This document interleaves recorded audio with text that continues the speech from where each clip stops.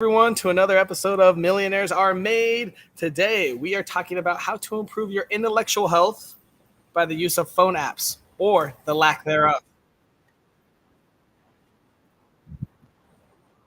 I don't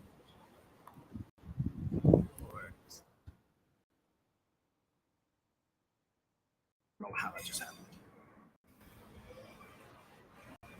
Give me just 1 second.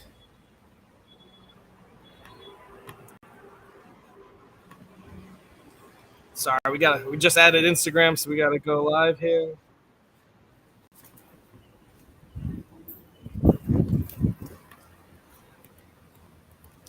So today we're talking about phone apps and intellectual health. We've got three awesome guests. It'll give you three quick tips.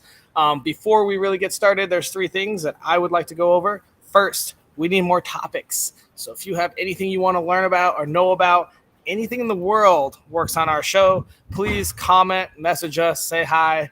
DM us is a big thing you guys love to do. But let us know. I mean, we can talk about peanuts or water bottles. It doesn't matter. Give us a topic and we'll put it on air. Second thing, if you want to sponsor one of our shows, go ahead and let us know. We love to have sponsors, people that want to get their name in front of a bunch of viewers. Again, DM us, let us know. And the third thing is we always need more guests. We do 6 guests every week. So if you want to get on air and you want to have a little piece of information shared with the whole world, let us know. We'd love to have you on. Without further ado, my tip to increase your intellectual health with phone apps is an app called Lumosity. So Lumosity is an app that I do about 5 minutes every day. It's like games that are scientifically structured in order to improve your intellectual health. You get a little smarter, you get a little active, your brain builds a little more. And the cool thing I like about them is that they actually use science to back up their claims versus some apps that just say it's going to do it. And so that's why I'm going to recommend Lumosity. After that, we're going to bring up our first guest here, and it's going to be quite an interesting tip, so I hope you all enjoy it.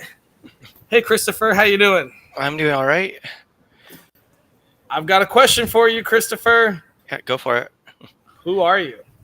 I am Christopher Bauer. I am a serial entrepreneur. I have a classic car restoration shop as my first business, and I also have a live training called Leaving Legacy Live for entrepreneurs and founders. Very cool. Awesome. All right. Well, let's go and get into it. I can't wait to hear your response to this next question. If I wanted to improve my intellectual health using phone apps, what advice would you give me? I would say learn to live without the phone. Wow. Tell me more about why I wouldn't use a phone. Well, without having the phone, you can increase your productivity. You can have better focus. You're not constantly distracted by notifications and stuff coming up constantly that's disturbing you. Yeah. Very cool. How do you use a phone right now? I just got one back in August. I didn't have one for 3 years. And do you have ways to limit how much you use your phone? It's not on currently. How often do you turn it on? Later on in the day when I want to. Some days I just forget about it. Yeah, that's actually got to be pretty refreshing. All right. Well, let me ask you this: what on your life journey led you to learn that advice? Tell us about it. Tell us about your past. I lost my phone in 2018. That's how I kind of learned this. Like literally, it bus ride home fell out of my pocket. Didn't replace it immediately. It took me 3 months before I got a replacement phone, and even then, it was like I was barely using it at that point. And so those 3 months, you just kind of said, "I don't need a phone. I'll learn to live without it," and just started. Pretty much. And so then you got your phone back, and what happened? I got it back in 2018. I didn't use it much, if any. I had it up until 2020, and then what happened in 2020. I just said, "All right, I'm done. I'm gonna drop it and focus more on the business." And so you've built businesses. You're an entrepreneur, and you do it all without a phone. Well, I just got it in August of 2023. Okay. So well, you minimally use it, I guess. Extremely minimal. Extremely minimal. That's awesome. So I guess let me ask you this: and what do you find any difficulties running a business without a phone? Are there certain things that you wish you did have your phone for? No, I mean LinkedIn can be a bit of a pain because you can't do lives and stuff on the laptop. You require a phone for that. Really? Okay. Yeah, but other business stuff unaffected. Interesting. Very cool. Well, anything else you'd like to add? No, To you can come your... back to me in a bit. All right, sounds good. We'll talk to you in a little bit, Christopher. We'll move on to our next guest here. So, living without your phone, accidentally lose it, and it's life changing. Very few people can say that. Hey, Donna, how you doing today? Good. How are you doing? I'm having a great one. It looks like it's about to storm here. That's Living exciting. on an island beach here, so we'll see if the rain comes in and ruins everything. But I have a question for you, I Donna. wonder what it could be. Donna, who are you? That's a great question. I'm Donna Apidoni. I'm a professional communicator. I have a strong background in persuasion theory, which I'll tell you about a little bit as we go through. I spent most of my career as the host of Morning Edition on NPR stations, and I've Oh spent a wow, lot of that time in Northern California. California is the fourth largest economy in the world, and I live in its capital. So I have all the lobbyists, all the legislators listening to the show that I did every morning. It was a lot of fun, but I learned how to connect with people because I knew some very important people were listening. Along the way, I wrote 2 books. One is about finding purpose. The other one is a collection of meditations, motivators, really, to really get you going in the morning. So, those are a couple of the things that I do and who I am. very cool. Wow, it sounds like you've done quite a lot. So I've got a very important question for you. Yeah. What is If that? I wanted to increase my if I wanted to increase my intellectual health by the use of phone apps, what would you recommend to me? Well, having spent a lot of my time listening to news coverage and a lot of my time working in a newsroom, I am a little bit different from the people who say, oh, news coverage is too much, I'm going to turn it off. I think you should do it differently. Okay. I think you should get the apps, and I'll name a few, get the apps that give you good, solid, broad spectrum news coverage. And then instead of listening to something and saying it's too much, what if you listen to it with compassion? What if you listened to news coverage and said, I can kind of relate to that person? I understand what that person might be going through. That person is a son or a daughter or a spouse, just like I am. So, my advice is to listen to news coverage, but do it with compassion. With compassion. So is that compassion for, I mean, the reporter too as well, right? Knowing that Yeah, they have a family, they're just trying to do their job and do the best they can. right. And look where they go in the world just to make sure that you're informed. Yeah, awesome. Okay, well, you kind of touched on this a little bit, but let's dive in a tiny bit more. Okay. What on your life journey led you to believe this? Also, we do want to hear you name some of those apps, some of those quality news apps versus some of the other ones. Yeah, I'll do both of those. Something that helped me to understand that compassion in news coverage had less to do with the actual news coverage and more to do with my work environment at the time. For a while, I was working for somebody who was really tough to work for. I didn't enjoy working for him all that much. But then I realized that he's just the guy who signs the checks. I don't have to like him. The people who I'm really working for are the audience. And that's true for anybody who owns a business or works in any business. It's who are your constituents? Who is your audience? That's really who you're working for. So keeping them in mind and understanding what they would want to hear in news coverage was part of the reason that I came to that. The apps, here's what's on my phone. Apple's news coverage.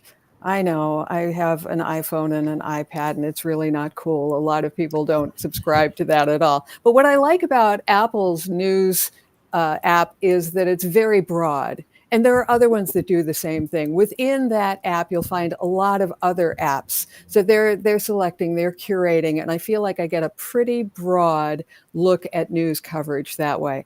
NPR, of course, because I worked for national public radio stations for all of my life. Also, BBC World News. That's one that I go to on my phone and my tablet every day. It suggested to me by someone who lived for a long time in Ukraine. And she said that's what they were listening to all the time, to make sure that they understood what was going on from not just their country, but the broader world perspective. And that's what I get when I go to that app, BBC World News. It's not American news. It's not British news. It is really news from around the world. And I think it's covered very nicely. There's one other app that I want to suggest to you because it's mine. Is that okay? Oh, please tell us all about your app. Okay, I will. Share it. The broad app is called Substack, and maybe you've heard of it. A lot of writers get onto Substack, and a lot of it is written word. Some great people on there, some names you know, some you've never heard of, but good writers. What I have on Substack are recordings of the meditations that I use, and they're really vibrant motivators to get you going every day. And that app is donnaappadoni.substack.com. Once a week, I post a new Monday mornings. I post a new motivator to get you going, and you can listen to it over and over. Families listen to these sometimes, and then they talk about them so that their kids can get an idea of what they can do and how they can find purpose in their lives. So that's an app I would really highly recommend. You can get samples. You can get samples of the weekly motivator for free, and then if you want to, like for pennies a day, you can subscribe. And let's go over that website again. donnaappadoni.substack.com. Yes. Right, DonnaAppadoni.substack.com. And I see you just posted it. It's perfect. That's it. Perfect. All right. Thank you. Well, hey, Donna, thank you so much. Yeah. We're going to move on to our next guest now, but it was great talking to you, and we'll see you in just a couple minutes. Okay. All right. She has her own news app. Obviously, you got to download that. And BBC and Apple News were also rated as good. So if you're looking for a general broad spectrum news sources, those are a couple apps for you. Hey, Jesse, how you doing this morning? Wow. It's been great. Donna was amazing, actually. I'm impressed. Pretty cool, huh? Pretty cool, Yeah. huh? All about the news, which is important. We gotta keep up with the times. That's for sure. Right. That's right. All right, Jesse, I've got a question for you. Who good. are you? I'm an entertainer, and I help event planners create safe, clean, fun, engaging events all over Canada, actually. And this is something near and dear to my heart. The whole intellectual app thing, it's really important to understand, especially when you're in business. Wow. All right. All right. You ready for another question? I'm ready to go. If I wanted to improve my intellectual health using phone apps, what would you recommend? So here's the thing. For me, the apps aren't necessarily always about intellectual health. It's about freeing up your intellect in general. And perfect. Okay. I'm not that smart of a person. And to be honest, a lot of people aren't either. Over half the population has a below average IQ. The other half have a higher than average IQ. And for me, I'm lazy.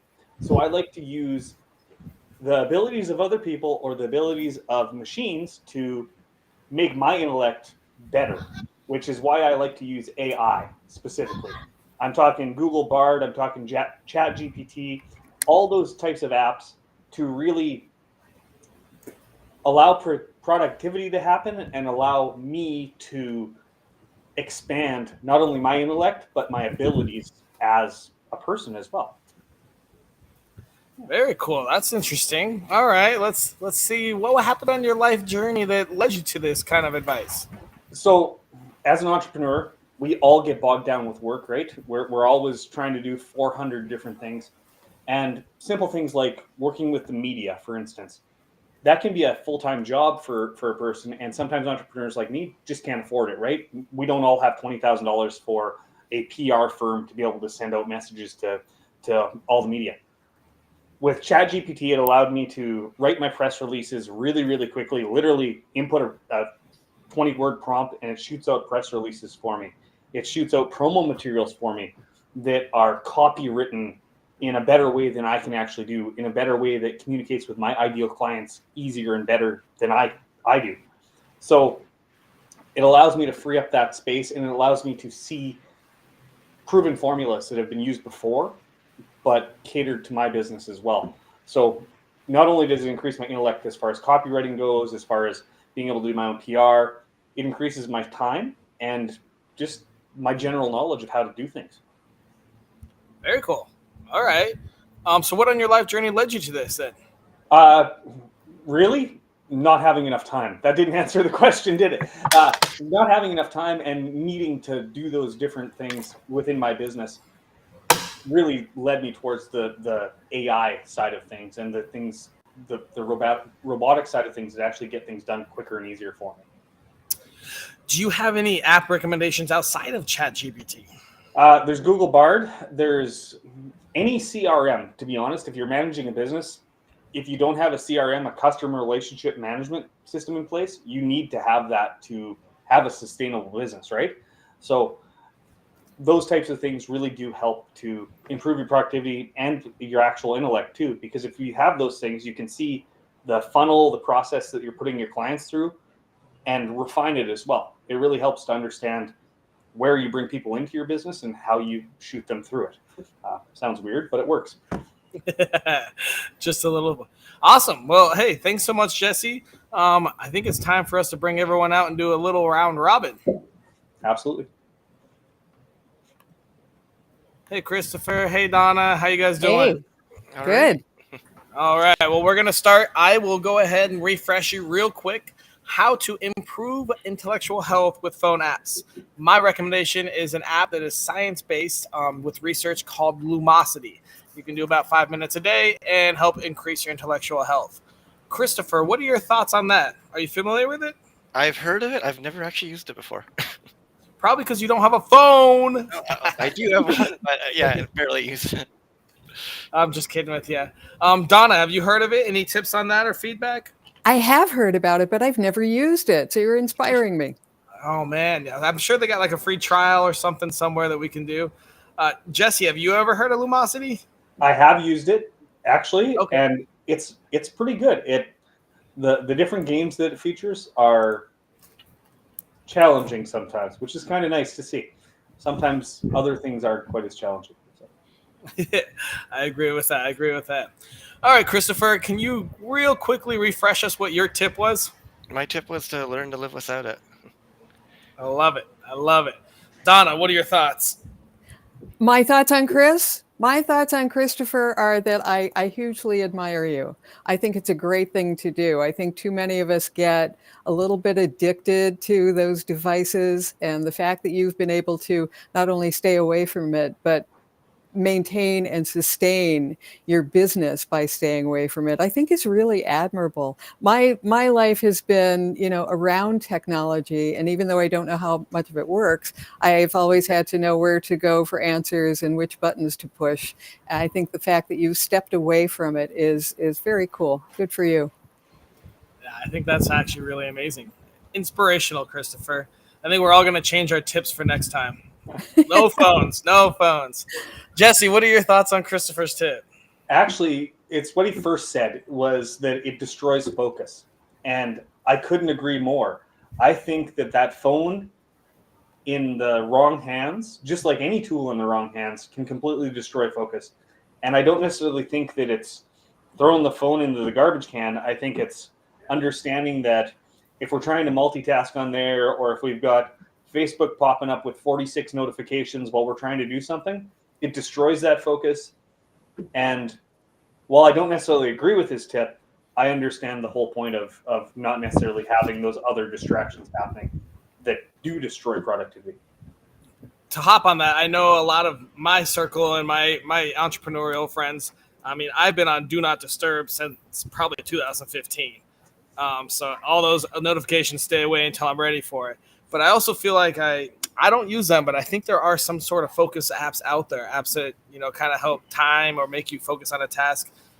So maybe that's something to look into as well if you don't want to throw your phone away, like Christopher. All right, great. Well, hey, Donna, can you quickly refresh us what your tip was? My tip was to listen to news coverage and really pay attention to news coverage. But instead of looking at it as something that's overwhelming, instead of look at it as something where you can generate compassion and understanding of, as you said, the reporters, but also the people who are in the news, whether you like them or not, whether you agree with them or not, try to find some compassion in every news story add some compassion to every news story you hear. Awesome. I love it. Yeah. A lot of people that get in the news and the media, they're doing it to help change the world. I mean, there's not many people that get in there like, I'm going to nefariously make false news to ruin people's lives. So that's a good point to make sure you kind of try to. There are a few of those, though. We know there are a few of those people out there, and it's also how we respond to it. Somebody can give you a trigger, but you don't necessarily have to react to the trigger. So it takes both parties to decide how to do that. Cool. That's a very good point. Christopher, what are your thoughts on compassion for news media outlets? I'm actually, again, a bit more of an extreme case because I prefer getting independent news, if anything, or direct reports from, of all places, Twitter. Like, I follow enough independent accounts that will put out real information. Or it might be contradicting to what the news might be saying, but it's a different perspective that a lot of people would dismiss immediately. What do you want to name some of the sources that you follow? A couple of them? They're just larger independent accounts. Okay. Yeah. Cool. Just curious. A lot of Twitter, follow the specific accounts that you want to follow and grab your news that way. Yeah. Jesse, what are your thoughts on Donna's tip? So, Donna, you're wonderful. However, I'm a person that doesn't do news, period. And there's a reason for that. I'm all about being focused within my life, and what's happening in another part of the world generally does not matter to me because there's no way that I can actually affect it unless I'm donating something, or I'm not going to help on a flight to Ukraine and help through the war effort over there. You know how that is? So because I can't be part of it, I don't necessarily even need to know about it. The important things, of course, I want to know about. I want to know about very, very specific things in my local area, but I'm not going to travel across the world. So why do you think I should keep up with the news still then?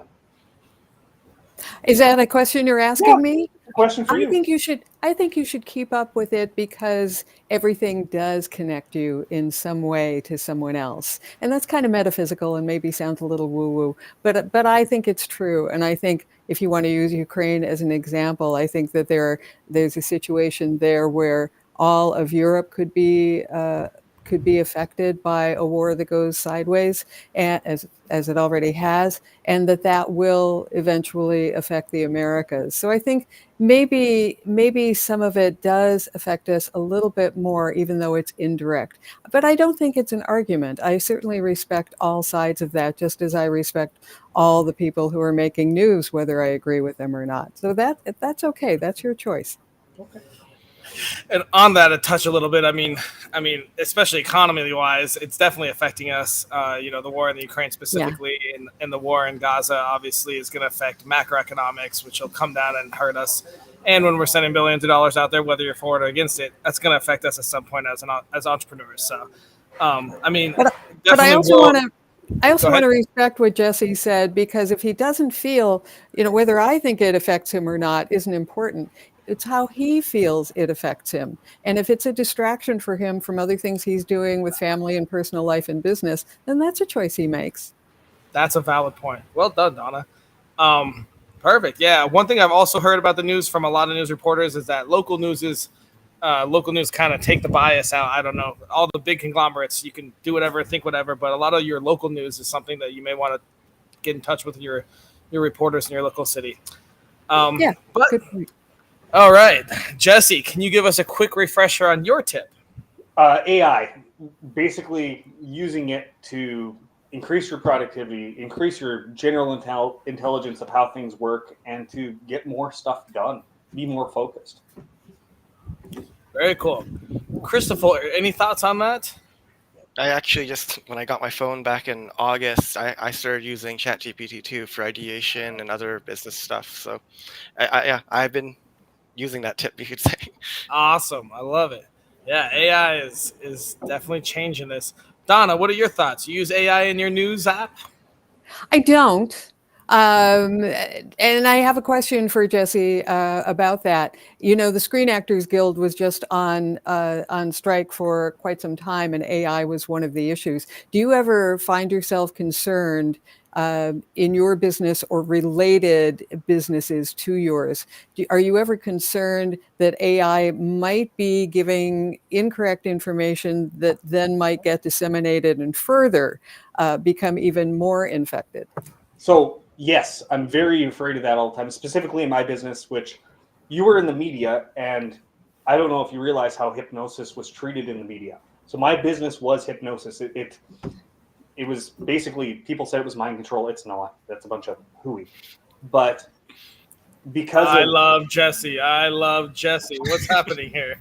Yeah. pretty much. But because of how it was treated in the media in the past, everything that I put out, I fact checked everything before it gets put out. Even if I do use AI to create a prompt and write an article or create a prompt for social media posts or stuff like that, I always do my fact checking first.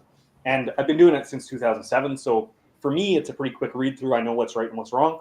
Yeah. But for others, they may have to find more reliable sources to be able to fact check it properly, right? So yeah, that is a huge concern for me, specifically because it does affect my business. And with the Screen Actors stuff, I'm not as worried because that's not my business. Right. But I also, there's a metaphor I want to use. We can be afraid like they were afraid 150 years ago. The trains are coming. Oh no, the trains are coming. They're coming through. They're going to wreck the world. Guess what?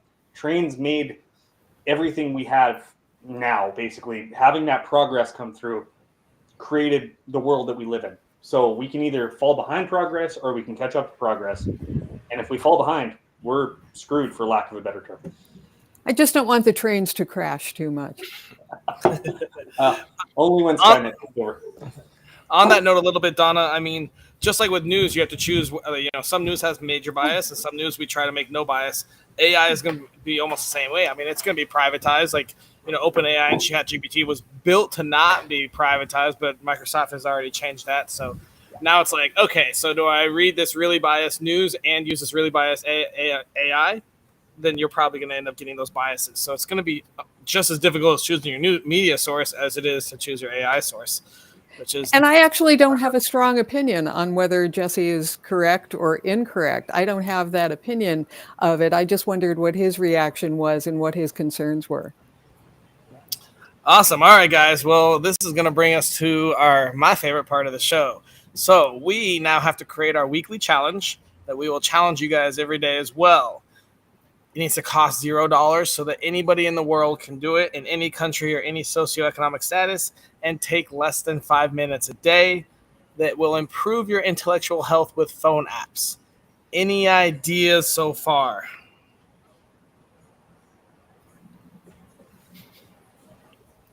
I might play a little bit with AI just to see how I feel about it. Do you, Jesse, have a particular do you use ChatGPT? What do you recommend? I use ChatGPT and I use Google Bard. I actually prefer Google Bard.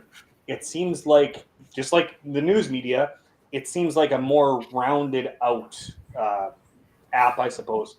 It gives a better view on both sides of an issue if you're looking to create an article or something like that. Okay, thank you.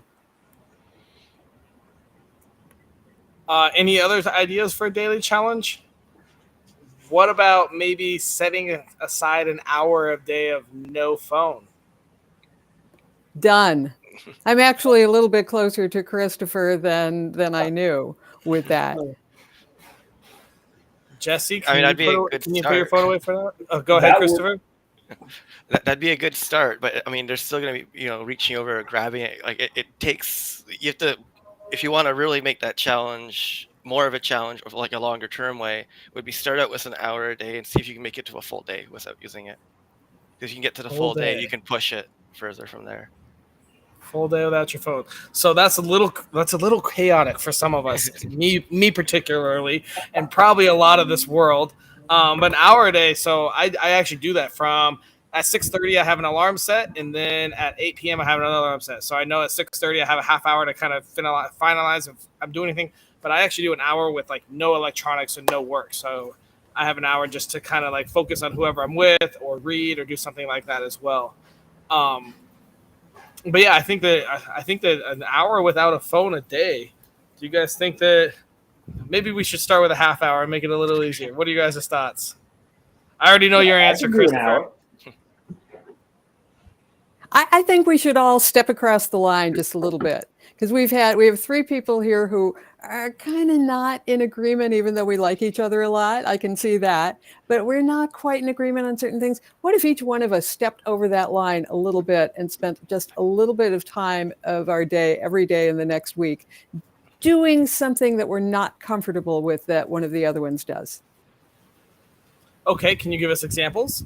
Remember, this challenge is for the whole world as well. The whole world. Well, then you might already be using ChatGPT. You might already be listening to news coverage. You might have already tossed your phone. But what if you didn't? What if those are the three things that make you go, "Ooh, I could never"? What if you tried it? An optional challenge. So either you have to read a news article every day from DonnaAppedoni.substack.com. Well, those aren't news articles. Those aren't okay. news articles. Those are daily motivators. So if you're talking about a daily motivator, that's what that Substack account is for. Okay. If you're talking about news coverage, it would be one of the other options I offered. Okay, so maybe you can either put your phone away for like 30 minutes. Yeah. Or you can. What would you do with the AI, Jesse? I would use it to figure out social media prompts to post on a person's timeline. To get interaction. What about the people that don't use social media? Well, that's a problem. I don't know who they are. AI could be used for almost anything. It really could. If a person's in business, they could use it for any business operations. It comes down to it's not really useful in your real life. It's mostly for business purposes, at least for me. I've never really used it in my real life around the house because it's almost impossible to do. So yeah, I don't know what a good challenge for AI would be. Well, it's interesting that you say that, Jesse, because I literally would be fired if I used it in my work. I mean, it's just that's just a truth. But I think there are things that I can try with it just to get to know it a little bit better. And that might be something that someone can try. If there's anyone who is hesitant in any way, just try it for something that isn't work or isn't important, and just see where it takes you, and get to know the platform a little bit better. Okay, so I think that I may have what we need. So we're going to do an optional challenge. First time ever on the show. It's going to be crazy. So you can either do 30 minutes a day, and you can switch every day. I'm probably going to switch so I can hit all three of these. 30 minutes a day with no phone, right? Turn your phone off, put it away for 30 minutes, and get started on the Christopher path. Or you can go ahead and read an article on BBC, so you can start learning the whole global affairs. Or you can go to Google Bard or ChatGPT and ask them a question that you want to learn research on. I like it. That works. Does that work for everybody? Yeah, that sounds good. All right, it's officially posted. We have our daily challenge. And now we will be ending the show since we did all the work we were supposed to do. So thank you all for coming. It was great talking to you. This was a really good episode. Very unique and timely. And thank you guys so much. It was great to have you. Any last words you guys have for the audience? Now, you all three of you just took me to a higher level, and I appreciate getting to know all of you. Yes, that's what we want to hear. I like it. All right, thanks, guys. And so that concludes another episode of Millionaires Are Made. This time is focused on getting smarter and your intellectual health by using your phone and apps, AI, or throwing your phone away and making your brain learn how to focus without it. Hope you guys all grab some tips, and at least one of them will help you improve on your journey in life. Tune in about another half an hour and we'll have another episode. Again, every Wednesday. Thank you so much. And if you want to be a guest or you have a topic or you want to be a sponsor, comment, message us, let us know. We'll take care of you.